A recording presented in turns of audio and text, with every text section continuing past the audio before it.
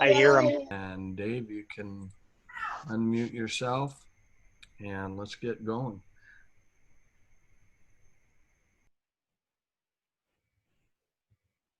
All right.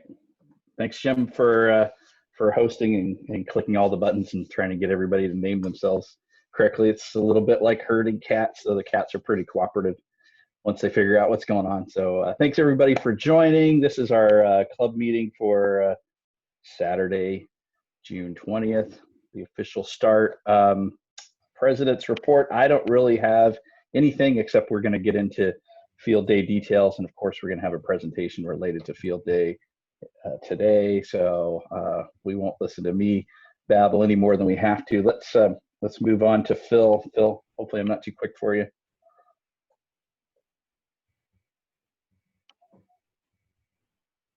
Maybe I am too quick for him. Phil, you're a little quick there. Sorry.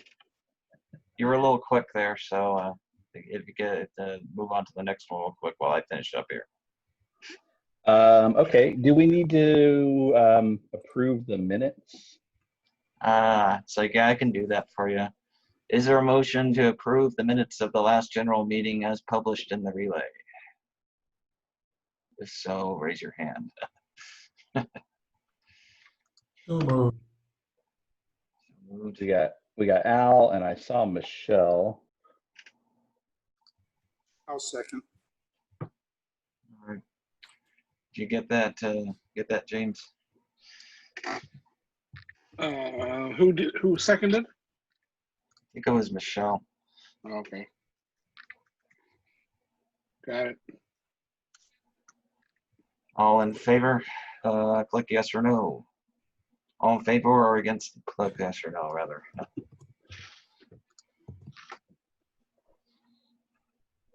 can find it under the participants list if you haven't found it already.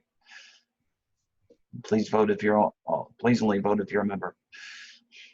Much appreciated. Thank you. And it looks like we've got it. Yeah, we have 31. Okay, good. That's a majority. The minutes are approved. All right, so we'll move on. We'll come back to you, Phil. Just holler at me when you're cool. When you're ready for us.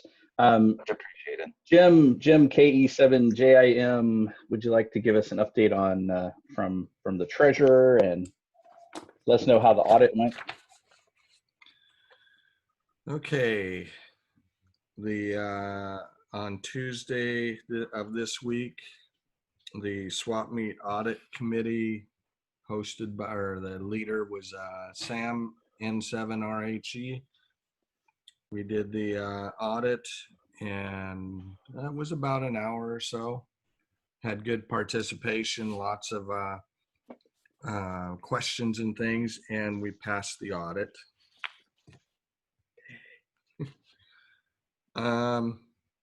As far as donations and things for the first quarter, we have 3 of them. I think I mentioned it before, but the Give Big, the total donations that came in were $1,675.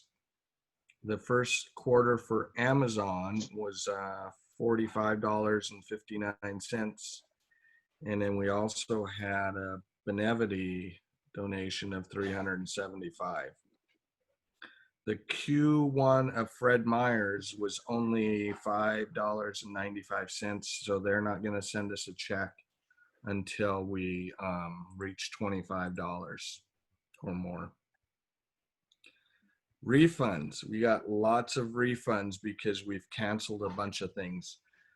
First refund that was given back to us was for Fort Flagler, the wagon wheel of $990.94. Fort Flagler, the Camp Wilson was refunded of $346.74. And then also our picnic has been canceled and the city of Renton returned our $140. And lastly, the banquet at Emerald Downs has been canceled and that was $1,000. So total refunds that went back into our bank account was $2,377.68. And in case you haven't looked, if you are an Amazon person, you can now participate in Amazon Smile in your shopping app on your phones, your iPhone and your Android. If you use that for shopping, you can now join the Amazon Smile in your phone app. And that is all I have for budget things.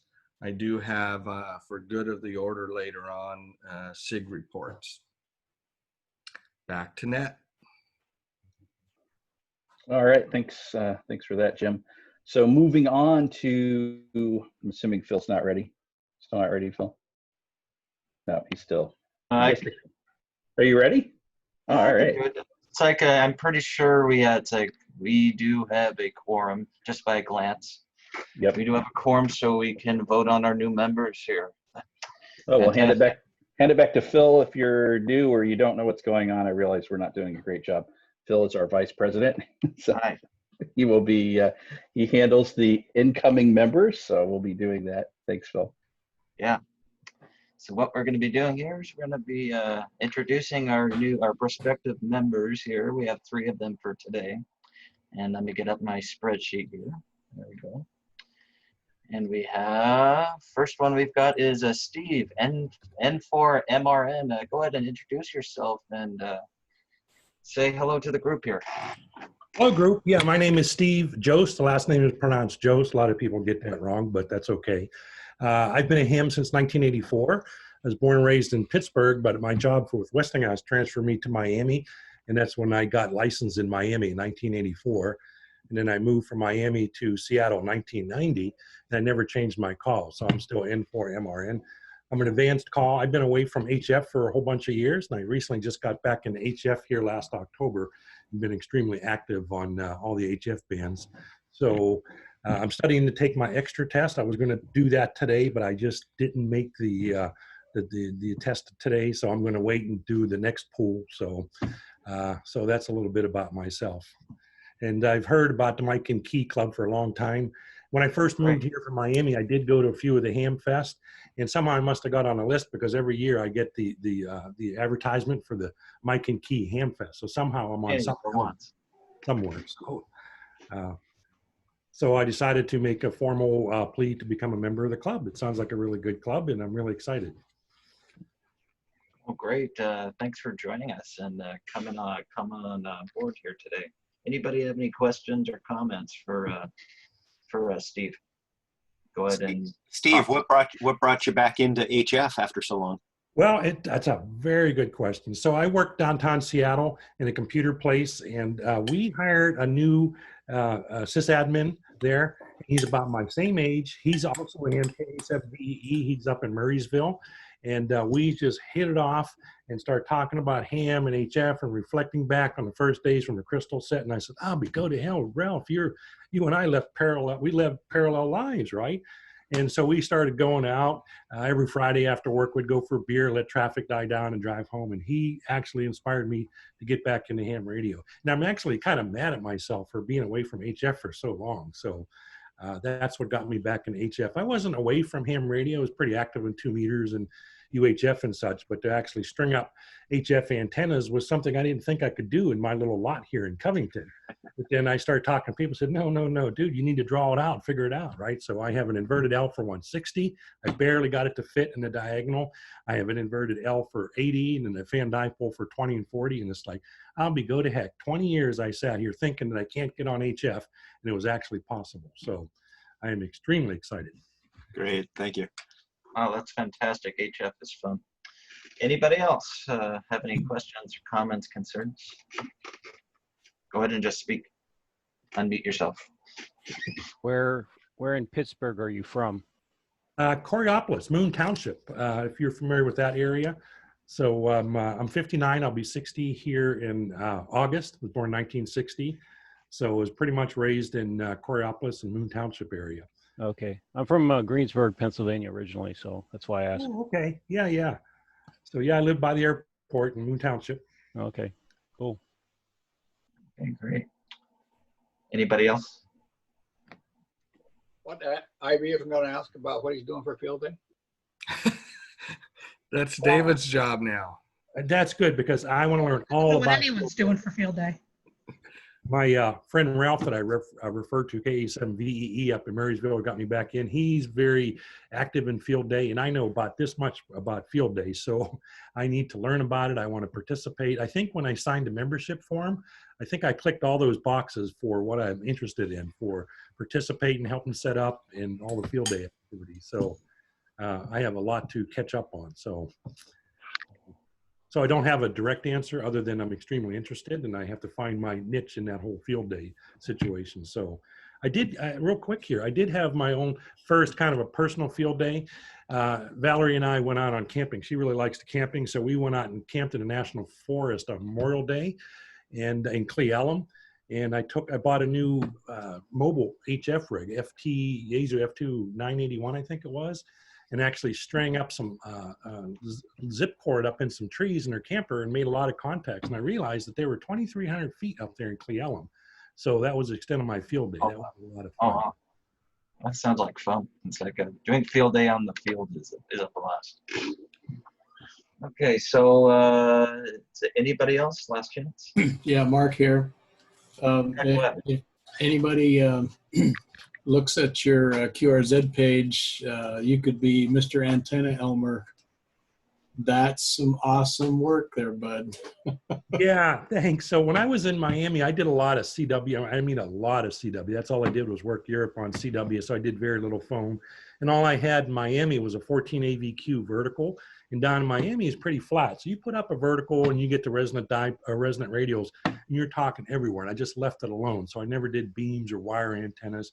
When I moved here, this is a necessity, is invention of all evil, right? It's like I had to figure out wire antennas and SWR and air launchers and all that kind of stuff. So I kind of took a video tour and lots of pictures on that QRZ page. So I'm pretty happy with all that. It took a lot of time to get those antennas where I like them, but I'm really taking a love to wire antennas, be they dipoles, inverted L's, inverted V's, long wires, tuners. So anyone's interested, you might see all that stuff on the bottom of my QRZ page. So thank you for looking at that. Balance and networks, I can see it all right here. Oh, yeah, yes, a little radio restoration. Yes, I had to play catch up, right? I've been away from HF for almost 20 years, so I have a lot of catch up to do. One more comment for Steve is that CW person, yes. We are doing some CW field day work over at Mike Dinkelman's house in 7WA. So you might want to consider spending a little bit of time Saturday or Sunday next weekend over there. I might do that. I will definitely write that down and look into that. So I realized how rusty I am with CW. My story is, I said earlier, I'm an advanced class, and I was in Miami working for Westinghouse Transportation, and they were working on transferring me to Seattle. And I was this close to taking my extra. And back in those days, I think it was a 2-part deal where you had to take the theory questions, test first, and then come back and test for 20 word a minute. So I was actively working at 15 word a minute and just practicing my butt off on 20 word a minute. And I was getting ready to take the test, but life got in the way. With transferring a job is a pretty big life change. So I never got in there to take the test. And of course, the rest of it's history. They changed the requirements. I never really got back into it. But when I got back into HF here in October, I realized, like, wow, I'm pretty rusty, you know. So I've been listening and trying to do a little bit of CW here to get back up on speed. So thanks for that. I will definitely look into that. One quick question: Pat's or Geno's? I don't understand that question, actually. Oh, I thought you mentioned Philly back there. Oh, no, Pittsburgh. Oh. I always try and rile the Philly guys. Oh, Philly's on the opposite side of the state, yeah. Oh, man, if you want to start trouble somewhere, people from Philly, just start the Pats and Geno's and Cheese Whiz thing. Oh, Cheese Whiz, huh? Oh, boy. Well, if it's Pittsburgh, it must be Primanti Brothers all the way. Oh yeah, see, there you go, right there. Somebody knows Pittsburgh, right there. A little real quick thing on Philadelphia. When I worked at Westinghouse, I actually did a lot of travel back and forth to Pittsburgh to Philadelphia. So Westinghouse Transportation did all the mass transit. You heard about like the BART and WMATA and all the mass transit cars, and they were actually built in Philadelphia in a place called Red Lion Plant. I don't know if anyone knows about that, but that's where all of those big subway cars are made. Over there. So I did a lot of traveling back and forth to Philly, but I did not know about the Cheese Whiz. Okay, great. So go ahead. So what we're going to do now is we're going to go ahead and vote on you. Go ahead, Jim, and So Steve, Yep. I'm going to put you into the waiting room so Okay. that people can discuss behind your back and vote on you. And then we will have you join us again, or I'll pull you back in, is what I'm trying to say. Perfect. Okay. That'll give me a chance to step out and get another cup of coffee too. Okay. alrighty. So Alrighty. does anybody have anything to say there about Steve behind his back here? Go ahead. I think he's going to be our next Alligator Award winner. Ooh, all right. Another CW operator, yes. Yeah, that's always appreciated, huh? Radio camp candidate. Yay. Could always use another person there. Yeah. Anybody else? Yepers, he's a keeper. Mm-hmm. Now we've already got 2 people voting. Members only. Go ahead and cast your vote, yes or no.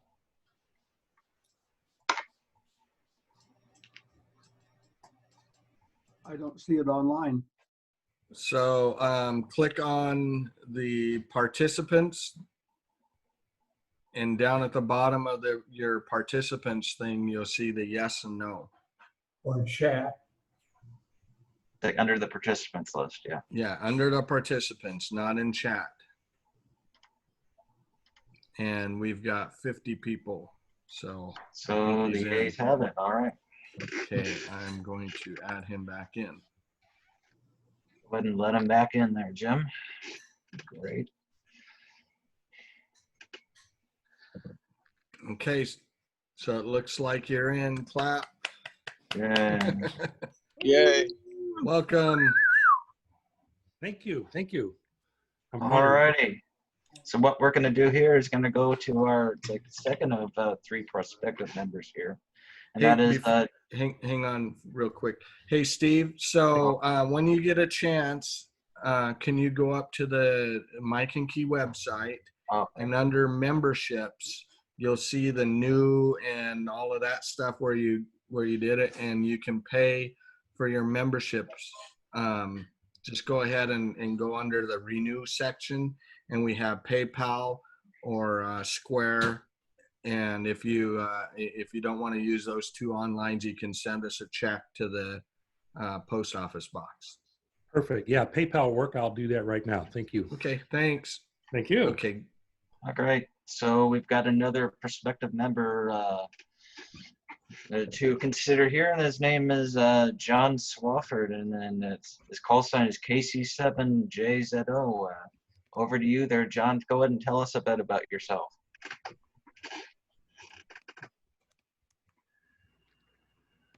You're on mute, John.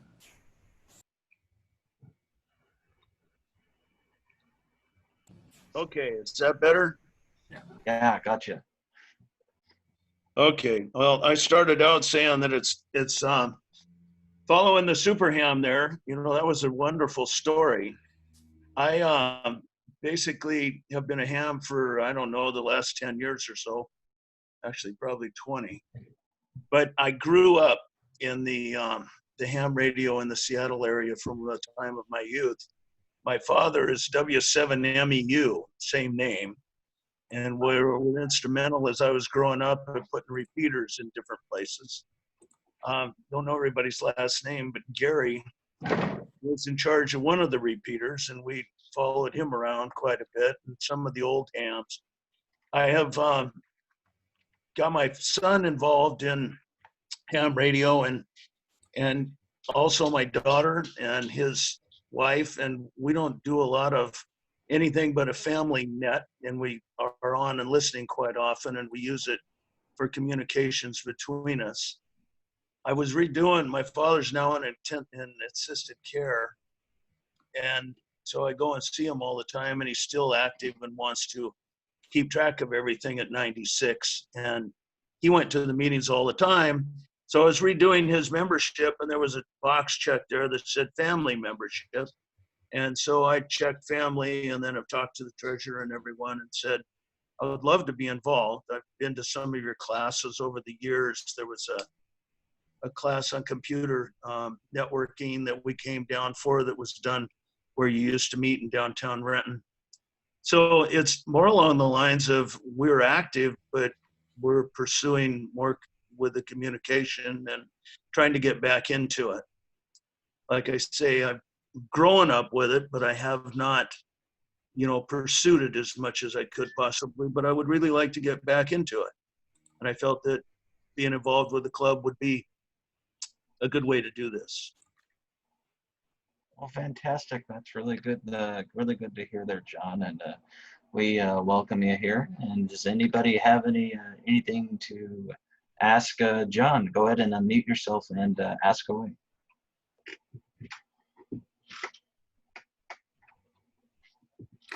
Yeah, thanks, John, for nudging my gray matter. I forgot that I did have that really good conversation with you on the phone. So yeah, we're looking forward to having you join the club. And it sounded like you've got some other family members that might join us later too.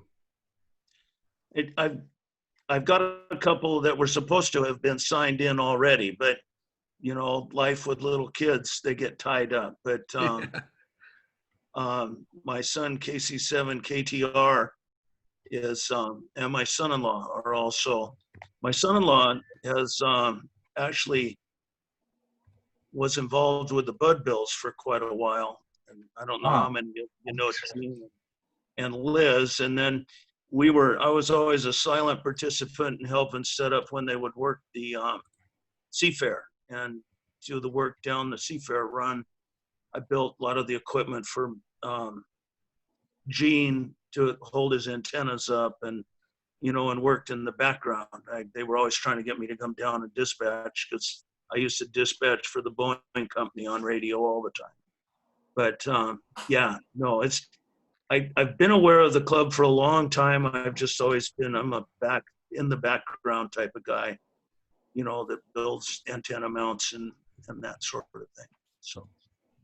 Cool. Great. Anybody else? Not hearing anything. So what we're gonna go ahead, Jim, and do your duty, if you could, please. Okay, so John, we're gonna put you into the waiting room and talk behind your back and vote you in. Thank you. We'll pull you back in. Hang on. Okie dokie. Alrighty. So does anybody have anything to say there about John? Go ahead and unmute yourself and comment away.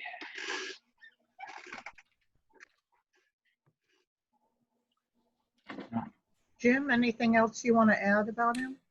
No, we did chat for quite a while, and he did add in a little bit extra stuff there about the connection with the Bud Bills. But yeah, we had a really good conversation, and I had forgotten his name because it had happened so long ago. But yeah, his father was in there, and it looks like we're gonna get another good large family of hams eventually.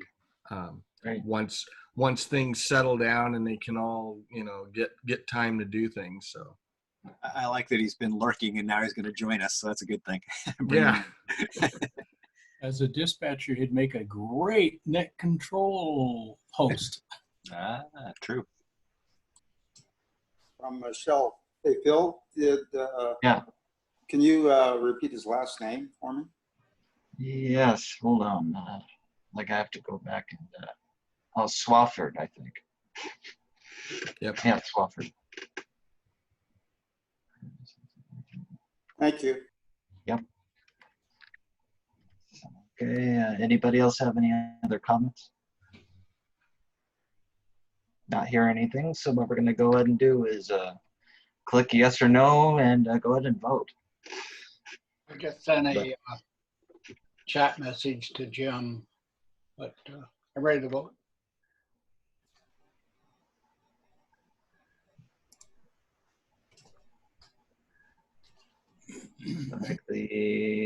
Looks like the yays have it.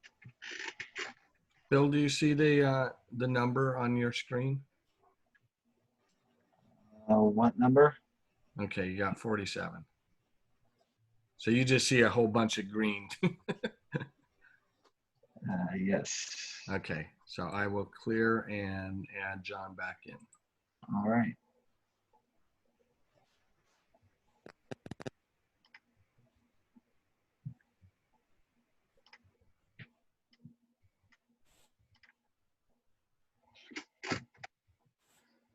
Okay, is he back?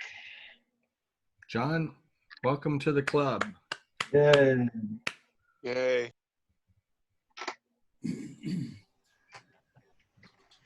Okay, cool. So congratulations, John, and welcome to the club. It's good to have you. So what we're going to do here is go ahead and move on to our third of 3 prospective members here, and that is Jeffrey Moline, KG7 NUK. Go ahead and unmute yourself and tell us a little bit about yourself. We'd love to get to know you. Well, good morning, everybody. Sitting behind, being the third prospect, behind Steve and John. I have very little experience, so it's hard to follow those guys. I've been a ham for about a month and a half now. Grew up with dad and brother who run CB all the time in their trucks for work. Just learning a little bit as a kid, in communication.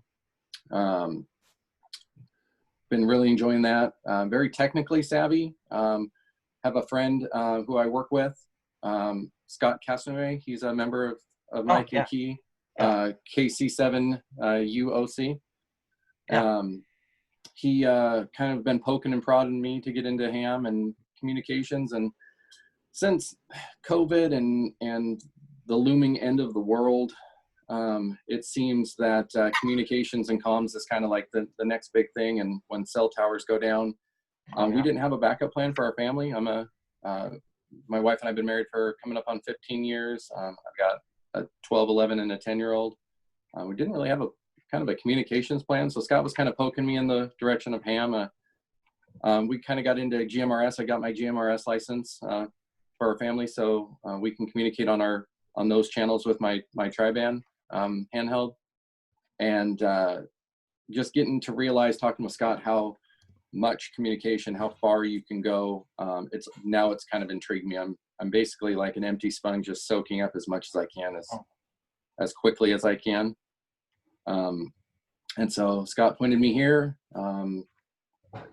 Basically gonna sit in and listen and learn as much as I possibly can. HF is really amazing. Had no idea the communication distances and whatnot. So currently have just a handheld now. I'm looking to put a mobile rig in the truck along with the CB and see where I can go from there. Great. Yeah, the club is a great place to learn about. It's like there's tons of experience here. We'd all love to help you out. So you really do learn a lot from all the other members here.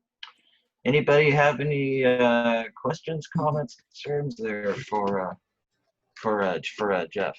I do. It's not relevant this year, but that truck you mentioned, I does know. it have a towing package?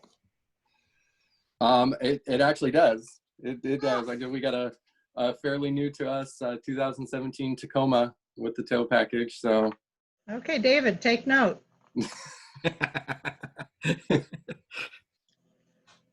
it seems proven everywhere you go. Like you mention a truck and somebody asks you to move or tow or something. So Yeah, always glad to thank help. you very much, Jeffrey. So Jeff, this is Steve. I have a quick question for you. So do you plan on putting up any HF antennas on your property? And do you have a property big enough that's conducive for any kind of HF antennas, homeowners associations and all that drama? Have you given any thought to that? Yeah, good question, Steve. We're currently renting a duplex downtown Puyallup right now, and I've already asked. The answer is 110% no on being able to put up any type of antenna. But as soon as we are we're living where we are at currently, just because we want the kids to be in the same school district that my wife and I kind of grew up going to.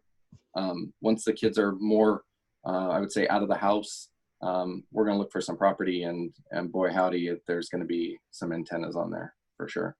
Oh, awesome. Yeah. So when there's a will, there's a way. That's right. Yeah, there's the right answer right there. So we can always put a screwdriver antenna on your truck and you can talk in the parking lot. So thank you. Pretty easy to hide a wire too. Yes. Yeah, that's what I do. Have you been able to listen into the Mike and Key repeater from where you're at? Can you get it down there? Oh yeah. My very first check-in ever was with the Mike and Key social net. And so I can hear it really, really well. I'm outside when I transmit.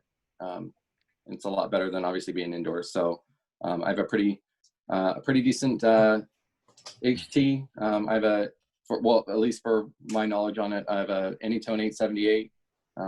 So that got me into the range of DMR. I thought I was technically savvy until I got into ham, and then I realized how little I know about anything in life, to be honest. Well, if you're an empty sponge, we have a big fire hose to feed you with. Right, good. Like, I'm so you hungry can be for knowledge. the most experienced ham and still not know everything. Yeah, you're constantly learning something new every day. Hey, Jeff, you mentioned DMR. So when you get a chance, maybe in the evening, you can give me a call on Talk Group 315. Me and my friend currently talk on that. That would be fun. Absolutely. Talk Group 315. And Jeffrey, as a new ham, we also have 3 special interest groups as a plug. I know Jim will talk about it later, but come on over Monday, Wednesday, Friday at 8:30. So lots of digital modes, CW, WinLink, you name it. So it's a good time to just kind of dig in, and we more of a social net and kind of share ideas and do some presentations. So a lot of fun. Awesome. Love to see you. Awesome. And you checked into my net on Monday, and I got you down as a first, and I filled out the ARRL first contact form. So you should be getting a piece of paper in the mail soon. Very cool. Okay, great. If anybody, any last call for comments or concerns, questions? Not hearing anything, go ahead and do your duty there, Jim. Okay, Jeffrey, we're gonna put you in the waiting room and talk behind your back and vote you in. I mean vote. Okie doke. He's in the waiting room. Anybody? All right. Get him before he knows what he's getting himself into. Yeah. Oh, diving head first. Yeah. I love that he's gotten involved with GMRS and working with the family. That's cool. That's good. Yeah. Anybody else have anything to say there about Jeffrey? Not hearing anything? I guess we can go ahead and vote. Click yes or no.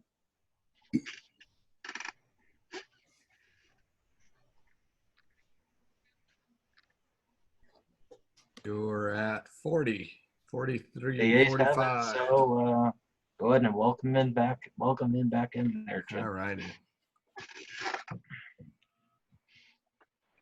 Okay, Jeffrey, welcome to the club. Yay. Yay. Woo! And again, please go up to Mike and Key membership and do a renew. You can do the PayPal or Square Up or send a check. And welcome to the club. Thank you, All guys. right. Yeah, congrats. Glad to have you. Okay, I don't have any more business for the meeting here, so I guess I'll turn it back over to David there. Thanks.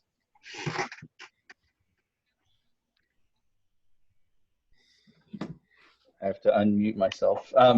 Thanks, Phil, and welcome to our new members. Good to see a lot of active interest in the club. You know, this, I think when all the lockdown business started, we thought, okay, the club's gonna maybe go on hold or things are kind of really slow down. But I would say if I had to kind of do the math on the activity in the club, I'd say it's quadrupled probably at least. So it's an amazing time, and I appreciate everybody's participation and enthusiasm in all the different events. So next thing on my agenda is a quick update on field day. So as you all know, there is no normal Mike and Key field day this year. All of our reservations and everything, as Jim mentioned, have been canceled. So we won't be, for the first time in, somebody check my math, like 45 years, the club won't be doing field day at Fort Flagler. So it's unfortunate. Oh, maybe it wasn't 45, but it's a big number, maybe like 40. What we will be doing is participating in field day on our own. So everybody's encouraged to check out the rules and figure out how they can participate on your own. We do have, and I sent out an email last weekend, we do have 3 people who are willing to host people for field day. I haven't heard that they're completely like full up or overwhelmed with people that are coming. So I'll send out that email again to the club list today, just to remind everybody those invitations are out there, an opportunity to go work with other club members.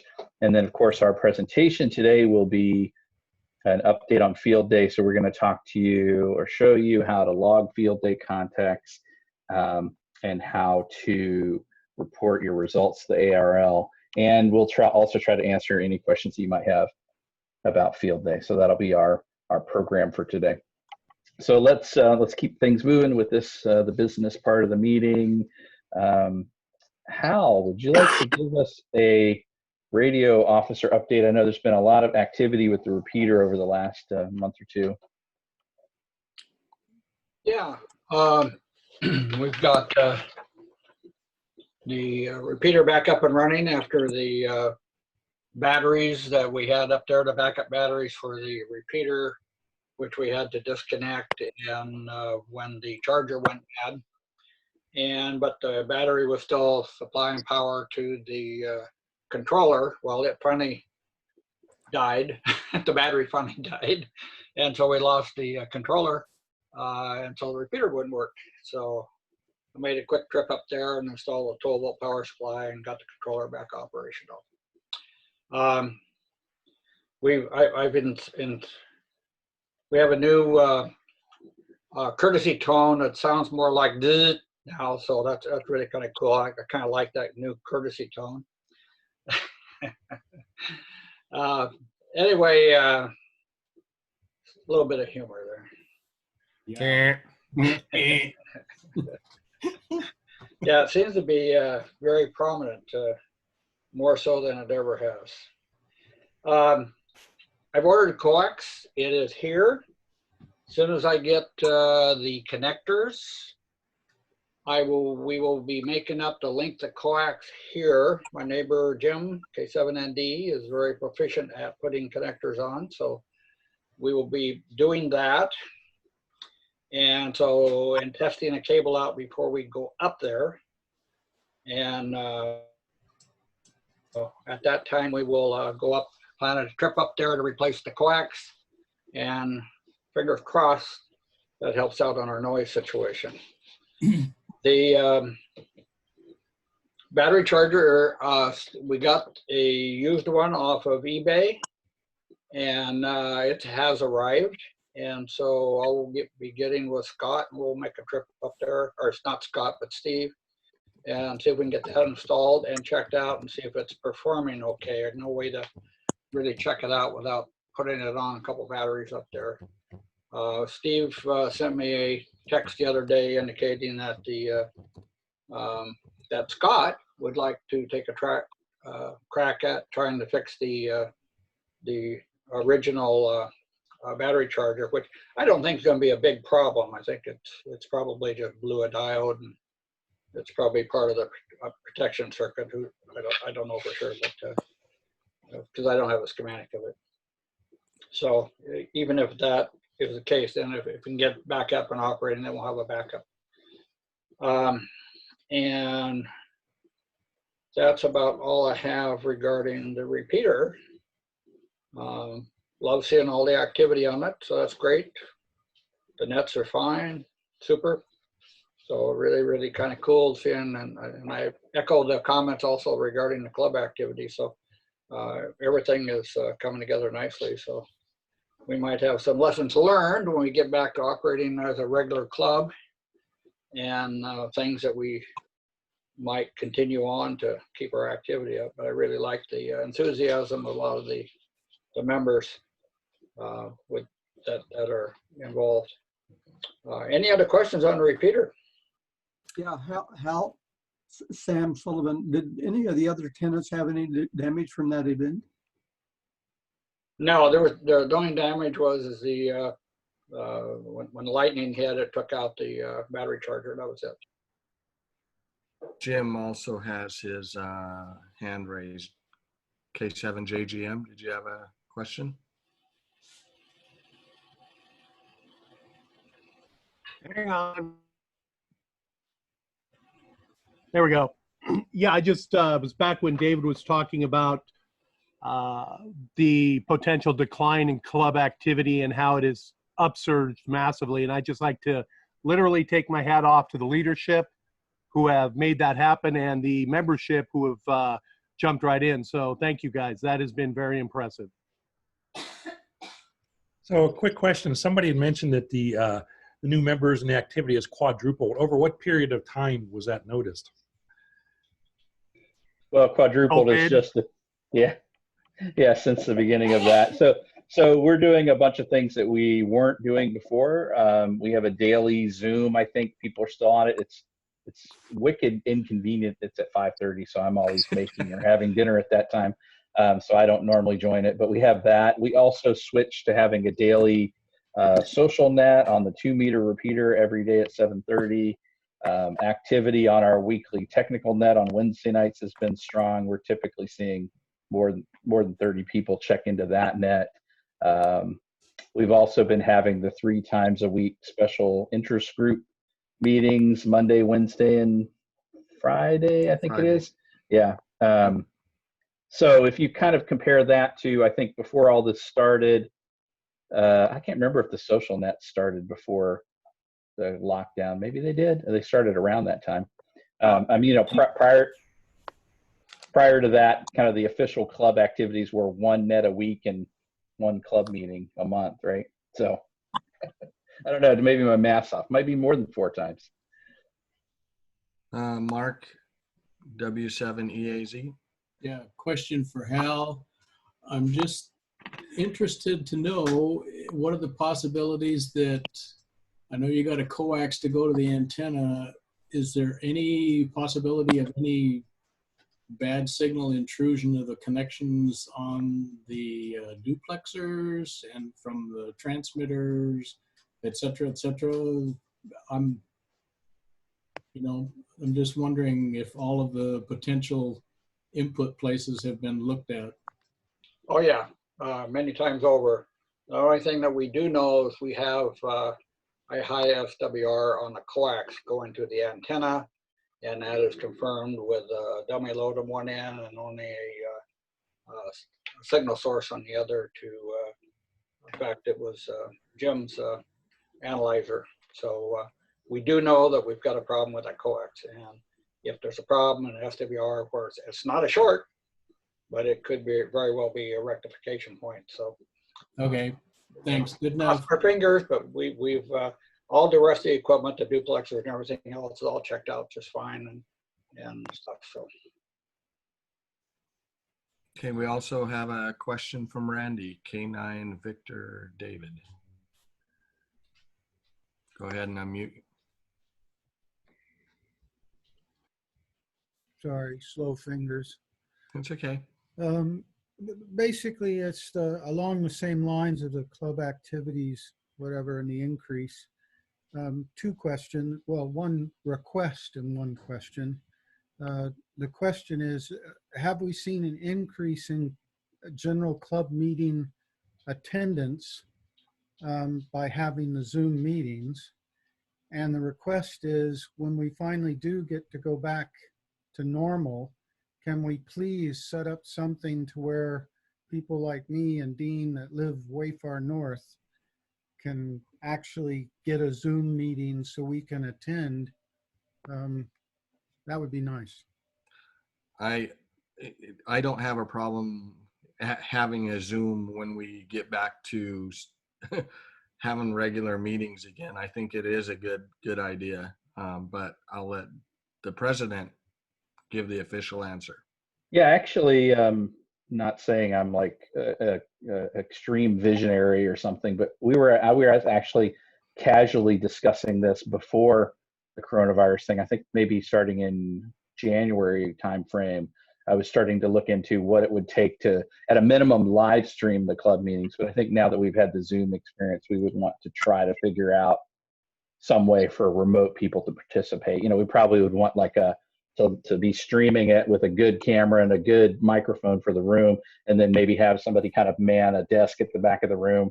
That way, when you have a question, they can kind of like unmute you and put your audio in the room, or maybe have an awkward screen with you on it or something in the corner. So I think that's definitely something. We were looking into live streaming before, but I think we need to follow up on it. Yeah, and now that we have been through this, well, we're still in it, but I've been doing a live stream on YouTube for my church, and now we've been doing this Zoom quite a bit, so I have a feeling we can work on that. Yeah, because I think we have members even that are out of state, and I do believe we still have a member in Japan.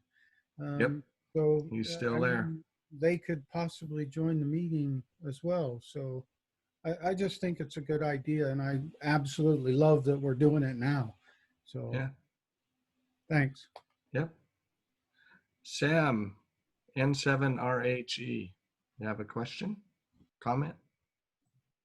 Yeah, Dave, we could probably use the projector, the LED projector, and put the Zoom thing on the wall behind you, and then whenever the person is unmuted and everything, they pop up as a speaker view. Yeah. Yeah, it could work. Good idea.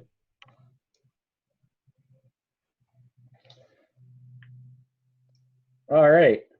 Let's see. Let's move on. Oh, Hal, one thing I had on my agenda, but I realized I don't know if we have anything to say yet. You know, the picnic did get canceled, so I don't know if as a board, I don't think we put any thought into it yet as to whether we would attempt to do the picnic in an alternate location. If we just let it drop. I don't know, Hal, if you had any thoughts as the picnic chair. No, I've been having some conversation out here on the island, because every August, the second weekend on August, we have a fair, community fair on the island here, and we are going to be canceling that.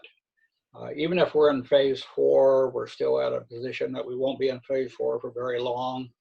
And the history of cases and stuff increasing, you know, as you move from one phase to the other, it's all of a sudden increases. So as far as I'm concerned, my standard answer, talk to me about a picnic in June of 2021. All right. Okay. Well, we did address it, so that's good. The next thing I had was I wanted to check in with Dan, KG7DAB. Dan, if maybe you could give us an update on how the daily nets are going. I know you have your finger on the pulse. Yeah, actually, it'll be a quick report, but the daily nets are going very well, actually, surprisingly well, even compared to the very first time we opened it up, which was, I believe, was in January, is when we first started it, and we've just had, and it varies. I think the smallest net we've ever had is probably about 30 minutes. And the largest one, it goes well past 9 o'clock. So it depends upon the day, depends upon activity, but it's going very strong. We chose 7:30 for the nightly social net because it kind of merges in with the TechNet on Wednesdays, and as a result, as you've seen, David, and the other TechNet net ops, it really increased the popularity of the TechNet too. So both those nets are doing very, very well. So I'd also like to thank everybody who participates in the net. I'd like to thank all of the net ops. And there are several here right now. Mark is one of them. I can only see so many people on my screen. There's Phil too. But I'd also like to cast out a net saying, we're still looking for net ops. If you'd like to join and become a net operator for either the social net or the Mike and Key tech net on Wednesday, because I believe we're a little short on the tech net. I think David runs it twice or three times a month sometimes. So it'd be nice if we could spread the love a little bit. And if you'd like to participate and become a net op, it's really not hard. It's fun. Just send me an email, kg7dab@awrl.net or info@mikeandkey.org, and we'll hook up with you. And I see Steve down there nodding his head going, he's going to volunteer maybe. So yeah, if you'd like to be a net op, we would love to have you, and we can rotate you through. It's not like you'll be doing it all the time. So, and we need some backups too. But no, other than that, it's been going fantastic. Back to Yes. Yeah, so those nets, for those of you that aren't aware, are every day at 7:30 p.m. on the Club 2-meter repeater. So that's every day is a social net, except for Wednesday when the theme turns to TechNet, which is really like a social net that's on technical topics. So none of them are incredibly strict. They're pretty casual. And as Dan mentioned, I think it's a great opportunity for people to learn how to be a net control. Pretty chill environment, and participants are all super cool. So yeah, it's a great opportunity. So do any other, just a last minute, any other officers, board members have any announcements they'd like to make while we're still in the business portion of the meeting?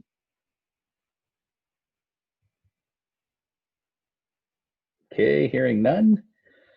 Let's move on to good of the order. Does anybody have any items for the good of the order? This is David K., Whiskey 7 Delta Kilo Kilo.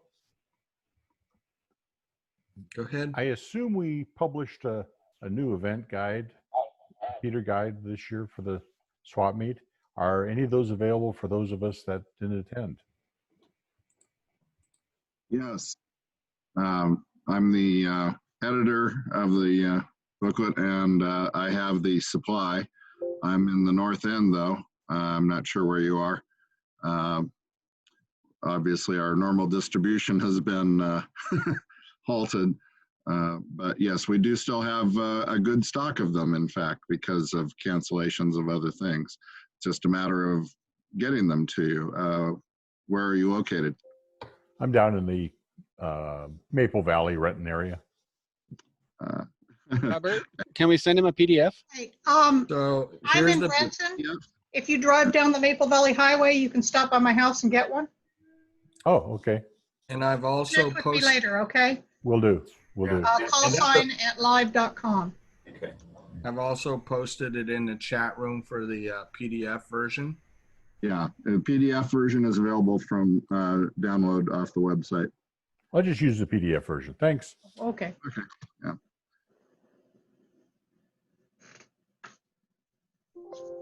Okay, so I've got an update. We're doing good over the order, right? Yeah. So, yep. Okay. So quick update on our special interest groups. We've been going for 6 weeks now, and they meet Monday, Wednesday, and Friday. And we've changed the names. They're no longer Stay Home, Stay Healthy, Stay Learning. It's now just SIG groups, and it's Morse Code Monday, WinLink Wednesday, and FL Digi or digital modes on Friday. Morse Code, we have an average attendance of 11 people on Monday night at 8:30, And in WinLink, we have an average of 10 people Wednesday at 8:30. And for digital modes, we have an average of 8 people attending. And we also have a RagChew Zoom meeting that meets at 5:30. And I do have a couple of people that I would like to acknowledge and maybe ask them if they want to add in anything.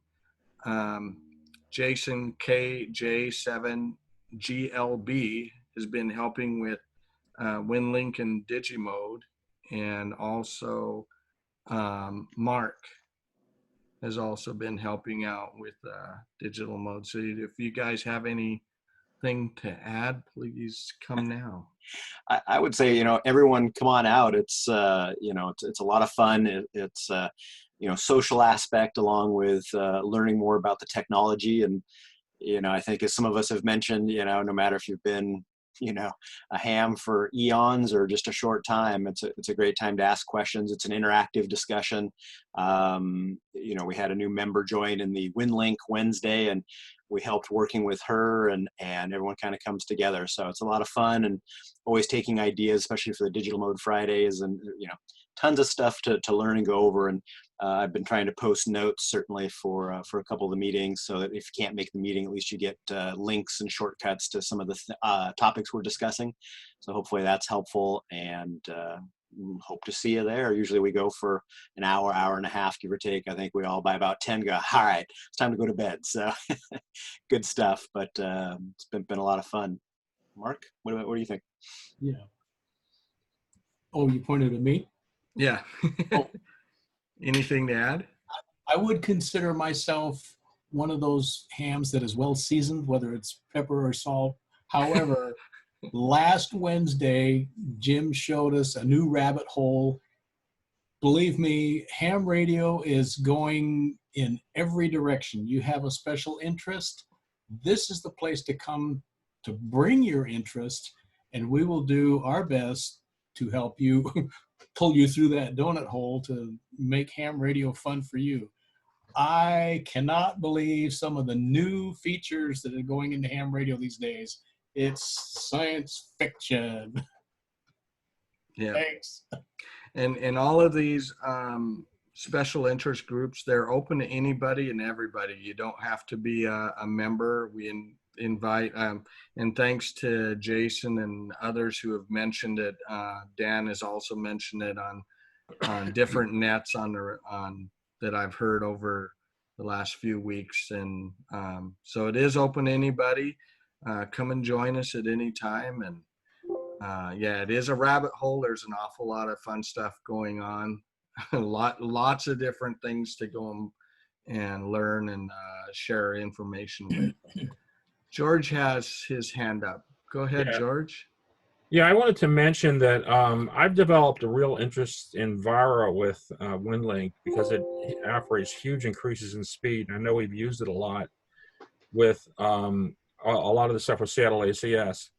And I have learned enough about it I can provide a little bit of mentoring to somebody who's trying to set it up. So I'm offering that service to anybody who wants to get into that, or if maybe I could attend one of the Zoom sessions or something like that to give some information, or even do a presentation in the club, whatever you guys prefer. But I think Vara is really interesting. It is. For those who don't know, you're capable of doing like basically 5 times the speed for data transfer or more than you're getting with other modes, and it's inexpensive, and it's really worth it if you're going to get into WinLink. Yeah, thanks, George. Are you available Wednesday at 8:30 at night? That is our WinLink. I probably can be. As long as I got notice of it. As you know, I have a lot of stuff I'm involved in. I've been more busy since the coronavirus than anything else. So I'm going, even though Ramrod is canceled, I'm going full bore on everything, and I just any way I can, I help you. By the way, my shack is really getting organized right now. Yeah, incredible how organized it is at this point. I've moved my shack out from a bedroom here to let my son have his room back. He's back from the Navy. So I've moved all my radio stuff out to a camping trailer out in the back. So good deal. Thanks. Yeah, just contact me. Okay. Hey, George, one Yeah. question for you. The license for Vara, what's the current price for that? I think it's something like $69, but you can also buy it in a group and it gets it down to like 50 or something. So if you get a group of people together, I think you have to have 10 or more, and then it becomes like $50. But the point about it is it's a lifetime license for all the radios you own and all the computers you have. So you don't have to ever. It's not just per as long as your call sign's on it, you can continue using it for the rest of your life.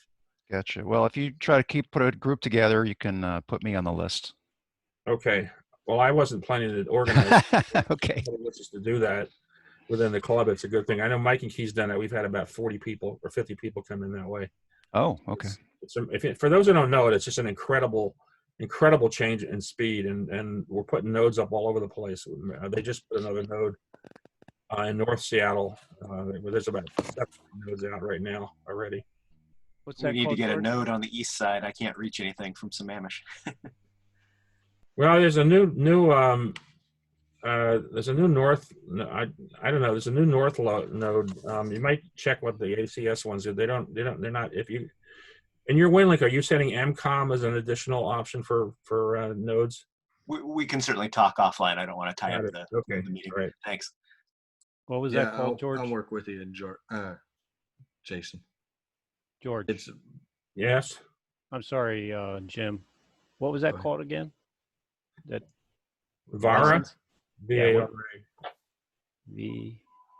VARA. VARA. Anybody can email me if you want more details on it. I wrote a bit of an article for the club for Seattle ACS, and now it's published in the web page of the organization that sells the adapters for it. So I try to rate it for the rest of us. I'm not technically sophisticated like a lot of these people are, but I try to make it so normal human beings can understand it, which is sometimes really difficult. Thanks, George. Sure.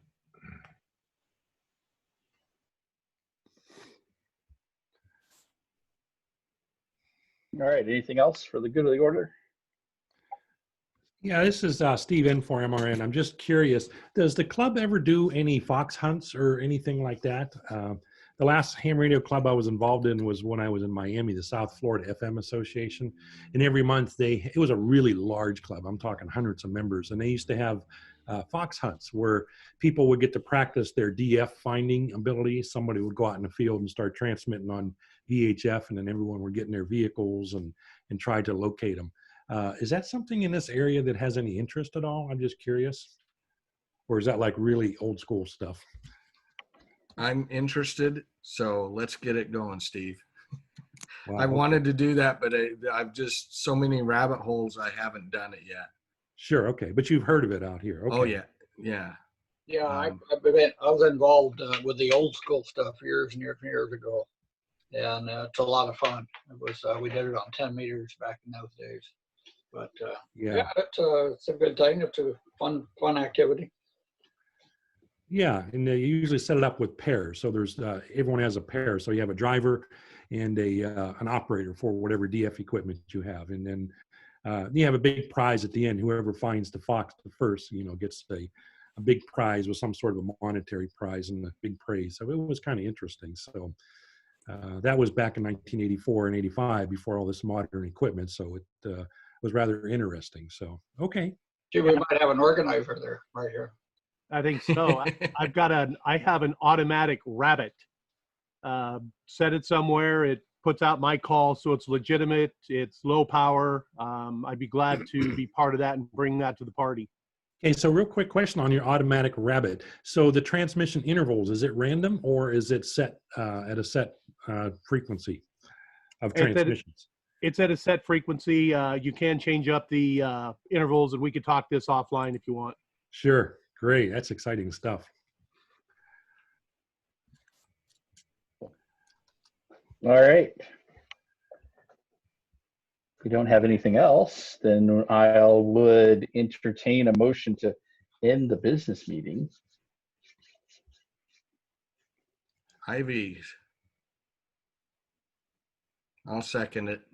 I so move that we end the business meeting. All right. All in favor, vote yes.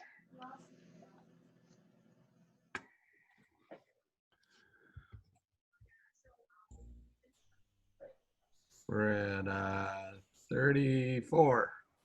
All right. 36. Thanks everyone. This